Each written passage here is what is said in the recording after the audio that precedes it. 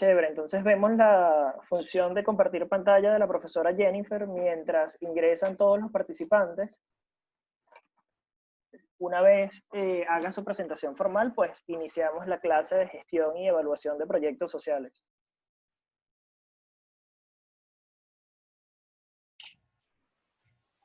Profesora Jennifer, para ir probando el audio, ¿me escucha? Sí, buenas tardes. ¿Me oye? Sí, audio perfecto. Entonces esperemos que terminen de ingresar los participantes e iniciamos.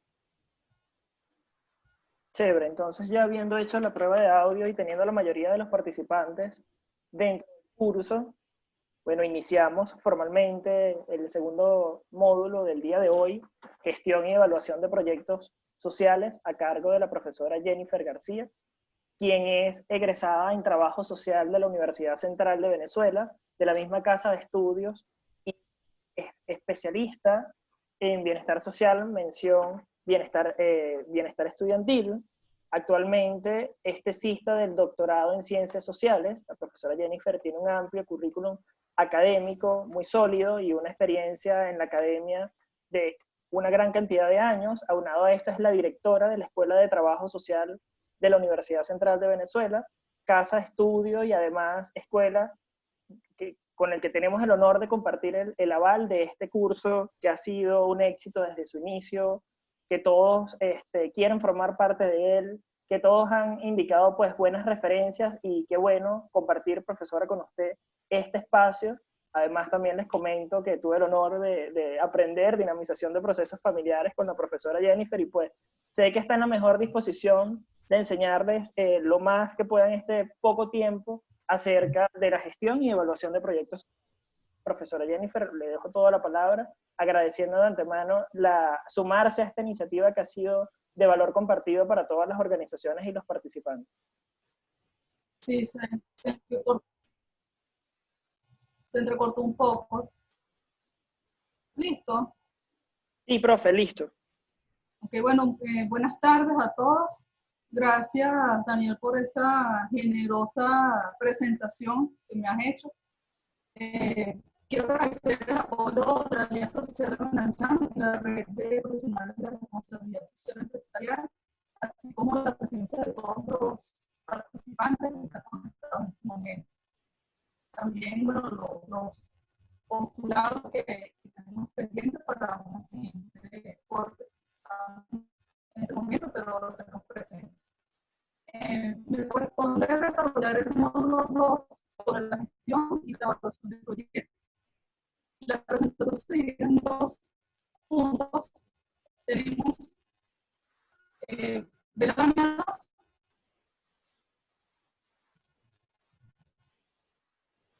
Sí, la presentación se divide en dos puntos. Emociones generales, donde trabajaremos los conceptos de bienestar social, calidad de vida, la relación familia y sociedad, y por último el capital social. Luego veremos cómo estas nociones se articulan con la gestión de proyectos sociales. La segunda parte de esta presentación es sobre, propiamente dicho, la gestión de proyectos sociales, el diseño y seguimiento de evaluación.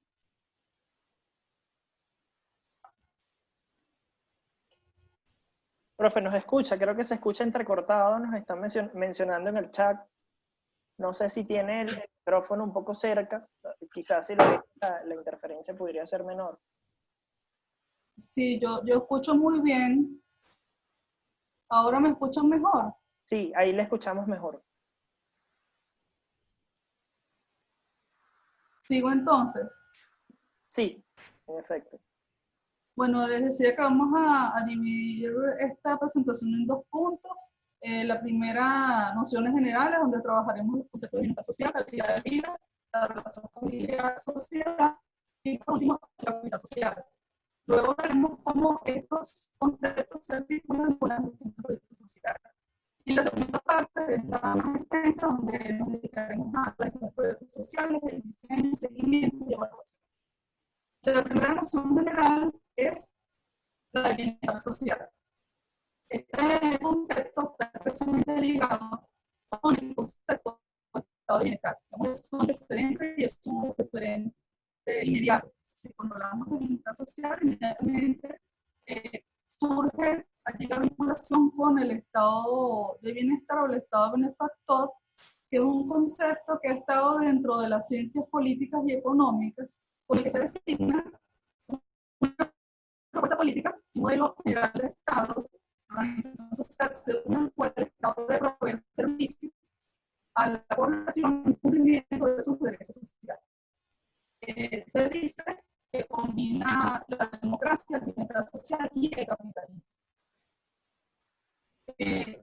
Las primeras experiencias que se desarrollaron entre finales del siglo XIX y siglo XX, en el marco de la industrialización de los países occidentales, hechos como la Gran Depresión de los años 30 en Estados Unidos, la Segunda Guerra Mundial, dieron un peso y marcaron la expansión del estado de bienestar en el mundo, porque permitió esta experiencia del estado de bienestar superar los embates de esta Gran Depresión específicamente, y se abordó el desempleo, la pérdida de producción y el colapso financiero que provocó esta situación, esta coyuntura económica. ¿Aló, me escucho? Yo escucho. Profe, me siguen reportando que no se escucha la presentación, ha tenido bastante interferencia. De hecho, yo también la escucho con interferencia. No sé si quiere probar con algunos audífonos, cambiarlos, y en este in-between, bueno, mientras hace alguna prueba de sonido, no sé si los participantes tienen alguna pregunta que realizar acerca de las actividades que están pendientes, de modo que podamos aprovechar el tiempo que la profe revisa. Un segundo. Bien, profe, la esperamos, no se preocupe. En cuanto al sonido, todos logran escuchar perfectamente lo que yo digo acá, de manera que hagamos pues sí. Entonces creo que si es la profesora Jennifer, bueno, ya está buscando otros auriculares de modo que podamos escuchar la clase con mayor detenimiento. Perfecto, Néstor, Nelmari, Dayan, Osgri, gracias. Profesora Antonieta, que también está viendo esta clase, Carolina, Miguel, gracias, Mariela. Edgar, Margelis, a todos gracias.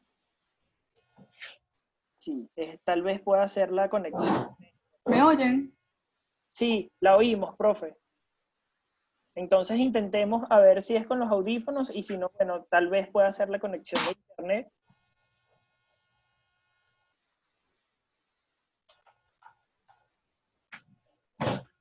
¿Ahora me oyen? Sí, la oímos, profe. Vamos a hacer la prueba con este a ver si funciona mejor. Bueno, retomo el asunto del concepto del estado de bienestar. Decía que para definir el bienestar social siempre se hace alusión al antecedente más concreto que tiene, que es la noción de estado de bienestar, o estado benefactor, que es un concepto de la ciencia política y económica con el cual se designa una propuesta Nada, de profe. estado, nada. Nada, Es que, no es el audífono, entonces muy probablemente sea el internet. Ayer nos mencionaron, una de las chicas, no recuerdo hoy el nombre de la participante, que se puede ingresar a través del link por el teléfono y tal vez eso haga que la interferencia sea menor. Entonces no sé si tal vez probamos un poco con eso, a ver.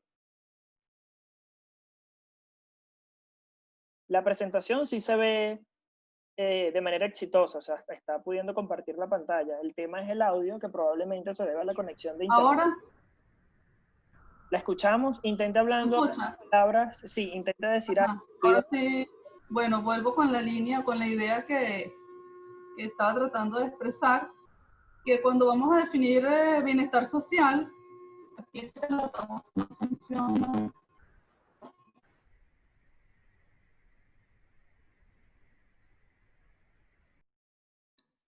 Daniel, definitivamente es el internet de la profe que es intermitente, que trate de hacer el trabajo que se hizo con el profesor Luzberti el día de ayer para que se pueda desarrollar la actividad.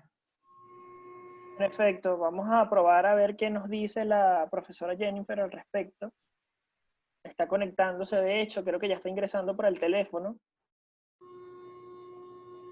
Acaba de ingresar un participante, tal vez no es para generar alerta, pero no lo conozco, se llama Fabu Frisch, no sé si, creo que no lo he visto con anterioridad, entonces por favor Nazaret, me apoyan a validar quién es este participante. Es un tema que, bueno, es por la seguridad de todo y disculpe de antemano si es uno de nosotros, pero tal vez por tema de seudónimo no lo piden. Ahora me escuchan. Sí, profe, la escuchamos. Yo creo que había un problemita aquí de configuración. Ok. Chévere. Vuelvo, retomo entonces la definición de bienestar social. Les decía que cuando definimos bienestar social, inmediatamente aludimos al concepto de estado de bienestar, porque están estrechamente ligados y de hecho la noción de bienestar social por lo general se asocia a este antecedente.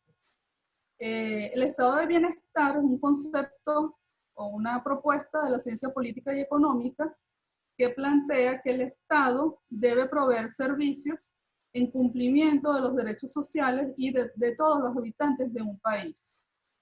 Se dice que combina democracia, bienestar y capitalismo. Las primeras experiencias que se desarrollaron de estado de bienestar se ubican a finales del siglo XIX y a partir del siglo XX con la industrialización en los países occidentales.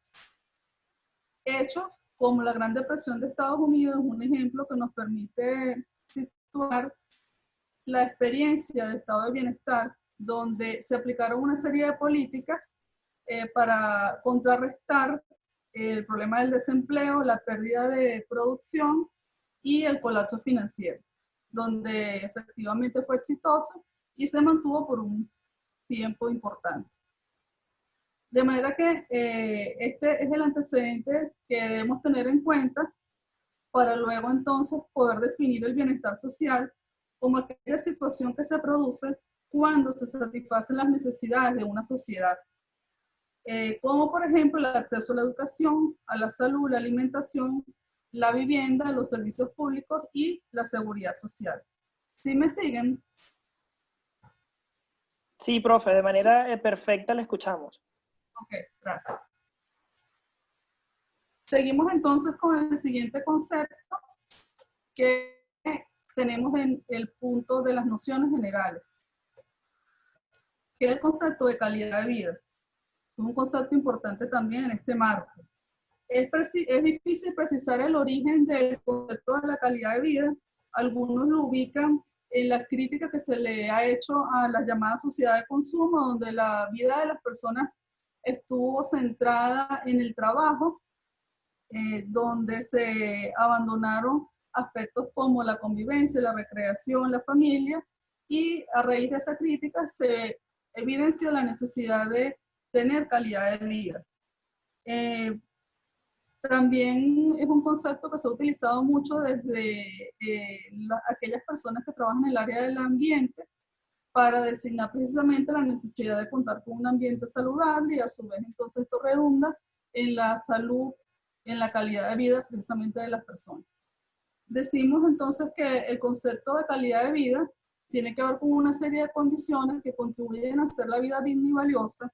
Es importante tener en cuenta que es un concepto multifactorial, es decir, no se restringe a un ámbito de la vida, sino a múltiples factores que lo hacen posible. Es decir, no podemos decir que tenemos calidad de vida si solo tenemos salud y no tenemos un ambiente saludable, o viceversa. También está presente el asunto de la satisfacción de las necesidades, y además es importante tener en cuenta que para poder identificar la calidad de vida en una persona, en un sujeto, nos valemos de indicadores objetivos, pero también de indicadores subjetivos. Los indicadores objetivos son aspectos observables, factores materiales, el ambiente, factores sociales, la salud. Subjetivos tiene que ver con las acciones que hacen los individuos sobre su bienestar, su sensación de calidad de vida o no. Aquí podemos mencionar que en cuanto a las valoraciones, que no es lo mismo una persona que vive en un ambiente rural a una persona que vive en un ambiente, la percepción de calidad de vida, la persona que vive en un ambiente, digamos, de ciudad.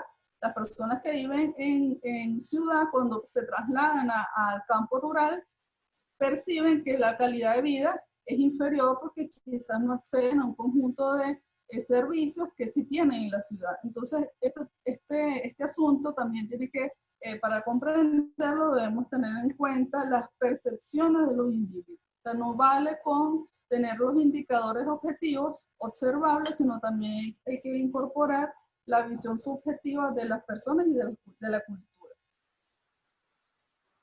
Otro aspecto que se encuentra en esta primera parte es el asunto de la familia como base de la sociedad.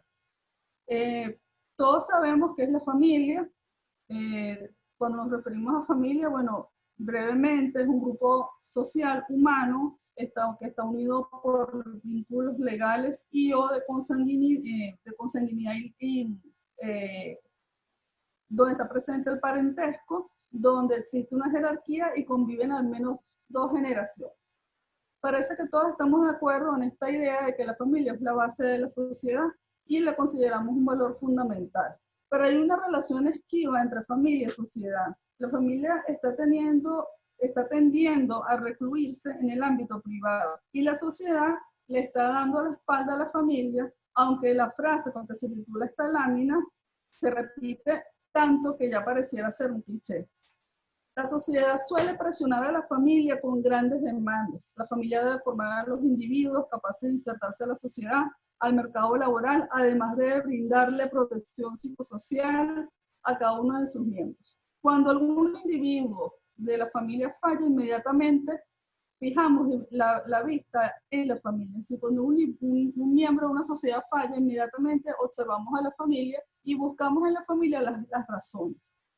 Y la familia recibe esa presión constantemente. Lo cierto es que la familia es la receptora del impacto de los cambios, las crisis políticas, económicas y sociales que se presentan en las sociedades.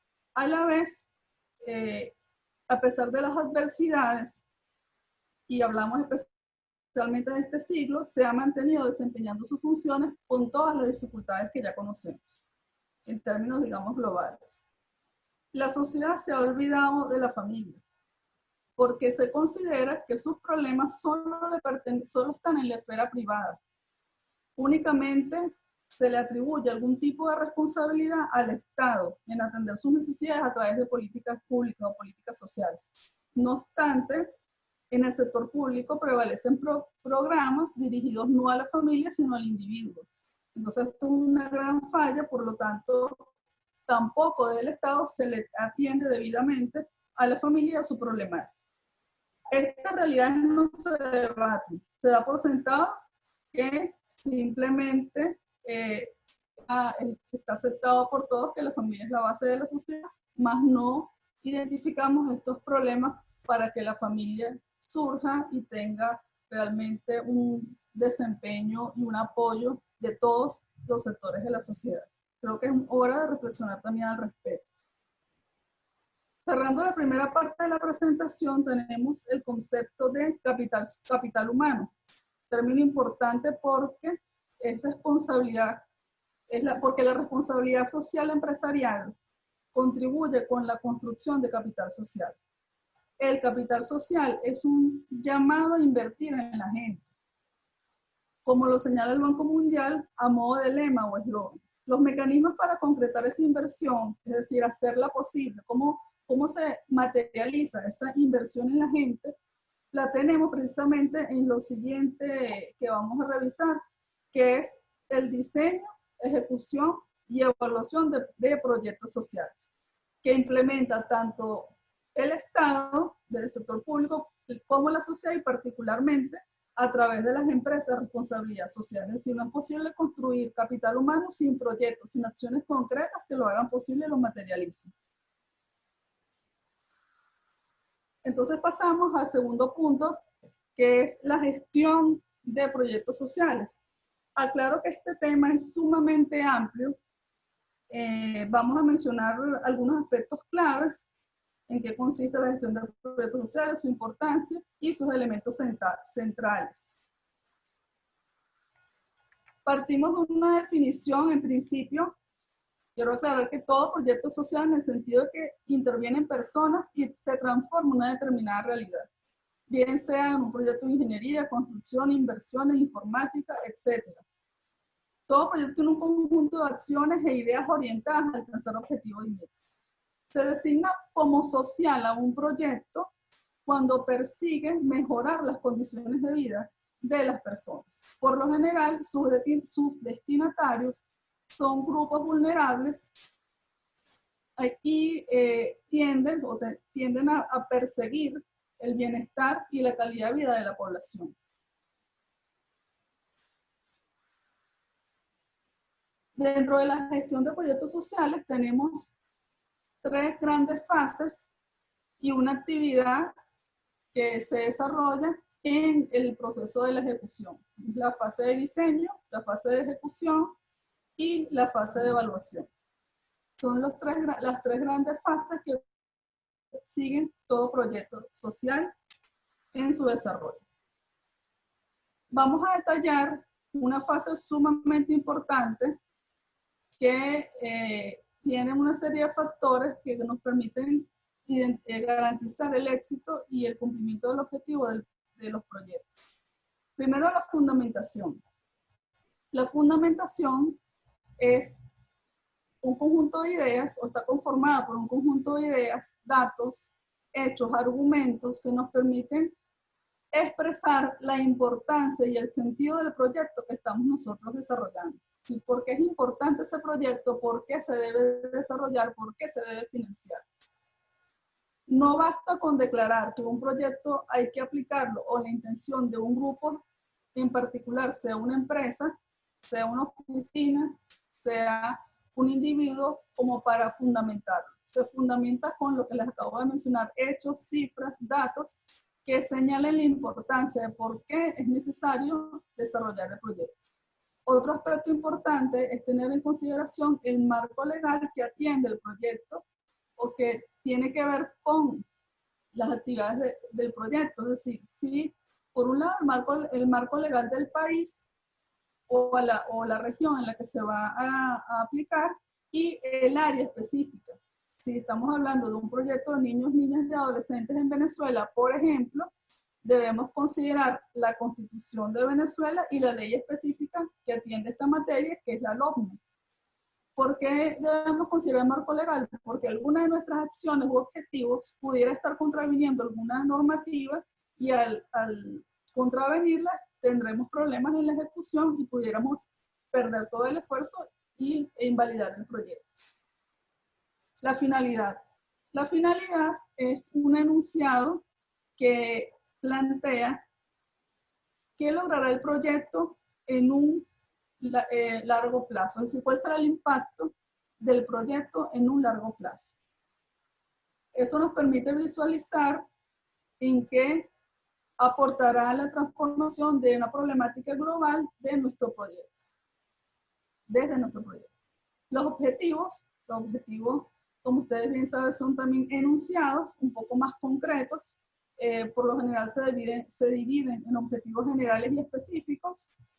Los objetivos son enunciados donde expresamos qué es lo que pretende lograr, qué acción impulsará el proyecto. El esquema general y específico es para concretar esa acción que luego a su vez se deriva en metas. ¿Qué son las metas? Las metas son enunciados también que se redactan, donde expresamos cantidades y lapsos. Todo lo que nosotros nos planteemos en el objetivo debemos expresarlo en cantidades para tener claridad sobre lo que se va a lograr en concreto.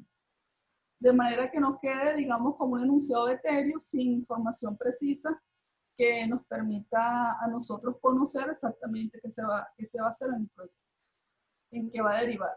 Otro aspecto importante, bueno, que es a quien se debe el proyecto, los beneficiarios, las personas que serán atendidas en nuestro proyecto, que son receptoras en nuestro proyecto. Los beneficiarios se suele dividir en dos grandes tipos, beneficiarios directos y beneficiarios indirectos. Los beneficiarios directos son aquellos, como les venía diciendo, que reciben directamente las prestaciones o las asignaciones o las acciones de nuestro proyecto y que verán modificadas sus condiciones de vida. Y los indirectos son aquellos que se benefician porque lograron algún tipo de prestación o algún tipo de bienestar a partir de nuestro proyecto, pero no son receptores directos de las acciones que nosotros nos estamos planteando. Otro aspecto también que en muchas metodologías de diseño de programas de proyectos sociales se utiliza es el término producto, es decir, que en concreto, ¿qué genera el proyecto? ¿Qué resultados nosotros esperamos que genere ese proyecto? Eso se traduce en el término productos. Ubicación geográfica, otro aspecto importante. ¿Dónde se ubica el proyecto? Geográficamente, el territorio que nosotros vamos a abarcar a partir de ese proyecto. Posteriormente tenemos las actividades y las tareas. Esto tiene que ver concretamente con la planificación del proyecto. Es decir, cómo yo materializo concretamente esos objetivos, esas metas que nosotros nos planteamos en un principio. Entonces allí es fundamental porque es la parte más, digamos, concreta, más activa, donde nos relacionamos más directamente con el beneficiario. Responsables. Cada tarea tiene un responsable, cada tarea tiene una persona o un grupo de personas que están llevándolo a cabo y debemos definir exactamente cada tarea qué personas le corresponde ejecutar. Porque si no, bueno, también queda como ese enunciado de etéreo sin alguien que lo ejecute. Luego tenemos el personal. El personal tiene que ver con todo aquel recurso humano que nosotros necesitemos contratar, captar para poder ejecutar nuestro proyecto. Es decir, más allá de los responsables serían, digamos, como los gerentes o las personas que directamente garantizan que el proyecto se desarrolle. Pero siempre requerimos el apoyo, por ejemplo, si es un proyecto que tiene que ver con con la salud de una comunidad, vamos a requerir un equipo médico, vamos a requerir un personal médico que debemos contratar, que debemos captar. Si el proyecto tiene que ver con el sector educativo, bueno, vamos a requerir una serie de instructores, de maestros, que nos permitan a nosotros entonces atender a estas personas o a estos beneficiarios que estamos trabajando en nuestro proyecto. Entonces es importante tenerlo previsto en el diseño del proyecto social. Luego, otro aspecto es el cronograma. El cronograma tiene que ver con las fechas de cada actividad y cada tarea, forma parte específica de la planificación también. Las actividades deben tener lapsos, deben tener fechas, deben tener la concreción en el tiempo para precisamente garantizar el logro del objetivo que nos estamos planteando, las metas y que se den los productos que esperamos. El costo, eso es otro aspecto importantísimo que muchas veces dejamos de un lado las ciencias sociales por preocuparnos más en los elementos filosóficos, en la fundamentación y en la parte metodológica. Pero es sumamente importante porque los costos o el presupuesto es la vida del proyecto. Y por último, otro aspecto también que a veces se deja un poco de un lado, el registro. ¿A qué me refiero con el registro? Que desde el diseño nosotros debemos prever instrumentos, formatos donde registremos la información que estamos generando a partir de la ejecución del proyecto. Entonces, eso debe estar previsto desde el principio. A veces se prevé en la evaluación, pero si lo prevemos desde un principio va a ser más ágil ese proceso. La ejecución tiene que ver, bueno, como su nombre lo indica, con cumplir las actividades y las tareas que nos planteamos en la fase de diseño. La ejecución se divide en tres grandes tipos. Una ejecución física, una ejecución presupuestaria y una ejecución financiera. La ejecución física es donde vemos realmente las obras que estamos desarrollando o las tareas, las acciones en el campo, donde podemos observar, medir directamente. La presupuestaria tiene que ver cómo voy deduciendo de mi presupuesto todos los gastos que me genera el proyecto. Y la financiera, cuando pagamos proveedores, personal, recursos humanos, que entonces ya se ve materializado en el dinero propiamente dicho, esa ejecución. Seguimiento. El seguimiento va en paralelo con la ejecución y se plantea velar por el cumplimiento del estipulado, tanto lapsos como actividades y tareas. Verifica también aplica los instrumentos y formatos para el registro de todas las actividades y los medios de verificación del cumplimiento de los objetivos. Además, siempre se concentra, como les decía, muy importante en la fase de ejecución.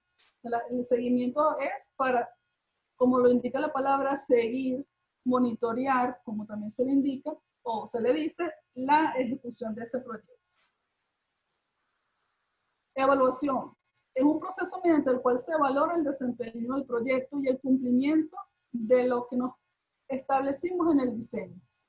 En la evaluación hay un mar de enfoques, tipologías, mecanismos, realmente es muy denso, pero esta se resume en verificar y valorar cómo cumplimos las metas, los objetivos, las actividades y las tareas que están en nuestra fase de diseño.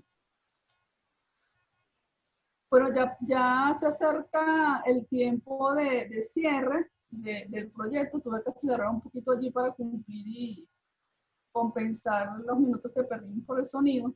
Quería mencionar algunas, digamos, a modo de recomendaciones en esta temática en particular, en este módulo. Primero, el asunto de los fundamentos filosóficos.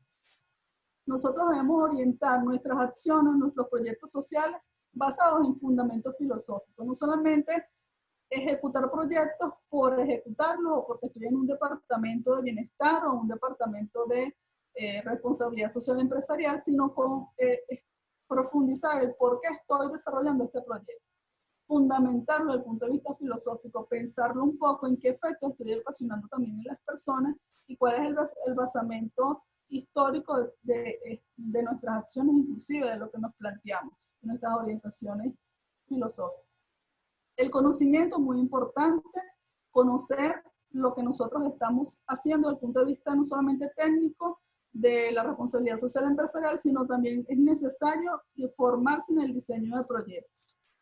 Y también en esos conceptos que les planteaba en un principio. La información, debemos estar no solamente formados en teorías técnicas, sino informados de qué es lo que está sucediendo en nuestra área y a nivel también nacional e internacional. El fortalecimiento familiar, que como les decía se deja de lado, es una oportunidad para la responsabilidad social empresarial, proyectos de fortalecimiento familiar más allá de los grupos de empleados o personal de las empresas, sino hacia la sociedad.